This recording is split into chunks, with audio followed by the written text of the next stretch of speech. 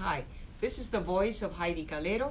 We are going to be analyzing another economic capsule on the Puerto Rico economy, and this time we have entitled this analysis Puerto Rico Pushed to the Brink, or Puerto Rico Under Fire. So before, we've had economic recessions, we've had different hurricanes, and now we have earthquakes added to the list. So let's just look at how the 21st century started for Puerto Rico. We've had 5 quarters with different cycles of economic administrations, similar as in the United States. But this time we've had not only pro-statehood, but pro-Commonwealth administrations, and none of them have continued with an economic plan.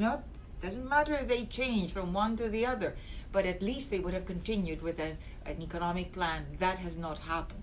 And on top of that, we have had the end of Section 936, very important for Puerto Rico's manufacturing, as well as for the liquidity of commercial banks in Puerto Rico. We've had a reduction, a consolidation of banks, and a reduction of important commercial banks in the island. Only 3 local commercial banks are left.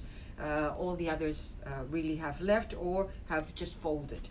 We experimented the largest increase in public debt in Puerto Rico. And where has it gone?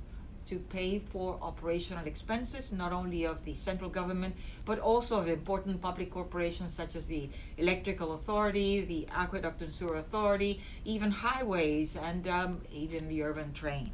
So all of that really, and then we were hit with the Great Recession of 2008, 2009 for us, the big bubble of the residential crisis, which ended up affecting Puerto Rico, but also receiving part of the rescue from President Obama. Well, we don't know what was it used for. $7 billion, as well as the increase in public debt. Where was it used to? It was not really used in infrastructure or what we saw as the importance of economic growth. By the end of 2015, Puerto Rico announced to the world it could not pay public debt, and we ended up in 2016 with an oversight fiscal board, which right now has many powers over Puerto Rico, and its prime medicine is fiscal discipline, austerity, which is not really the good thing for economic growth. Let's look now, after all of this, all of these challenges that we've had. Then we were hit by Hurricane Maria in 2017, and now, as if it were another thorn in our cross, we have now earthquakes. I'll show you what is the experience that we've had with earthquakes. Since January of 2020, we've had 8 earthquakes from 4.3 in the Richter scale up to 6.4, which was the highest in January the 7th.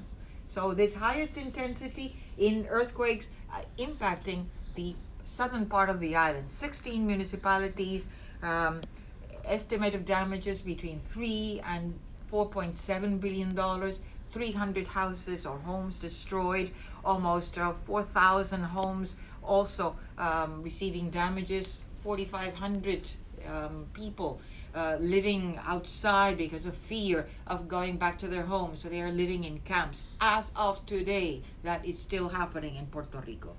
Well, let's use the experience that other countries have had with earthquakes. This second graph, A Path for Recovery, shows an investment index where 100 is the earthquake year, and we have it here for El Salvador, Haiti, Chile, Japan, and Greece. Notice that El Salvador, Haiti, and Chile really recovered in terms of the investment. Japan has not recovered even after 7 years, and notice Greece definitely at the end of the pack, and that is because of, at the same time that the earthquake hit in 2008 in Greece, the austerity measures of the European Union were impacting Greece. So the end result has been no growth for Greece, and certainly the investment has not been that forthcoming. Well, let's use also the experience of external aid, which is similar to Puerto Rico's.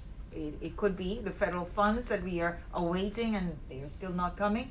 Look at Haiti, the blue line, up to $3.1 billion. And thereafter, it has been going down to almost $980 billion in 2017.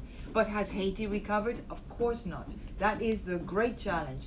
Two lessons that we can learn from all these earthquakes and hurricanes: the preparedness of the country, the readiness of the country to face them, and secondly, if they can use the adequate public administration to use effectively the aid. Notice that El Salvador and Chile, they have used their own resources, not waiting that much for the external aid, and they had been prepared. They had used a chart, a treasure chest, if you will, to face some of these catastrophic events. So let's learn the experience from all these countries and the experience from the earthquakes. Puerto Rico must be ready. It is not ready. We need a preparedness index. We need a fund for all these catastrophic events so as not to rely only on on federal funds. And we need a very competent public administration with a clear vision of an economic future. What is it that we want to achieve? And enlist the legislature and the judicial branch so that we are all really pulling in the same direction, at least in terms of economics. Definitely, Puerto Rico needs to rebuild itself. Let's learn from these lessons. In our next capsule, we are going to be talking about other measures to rebuild Puerto Rico, especially the renegotiation of public debt. Stay tuned.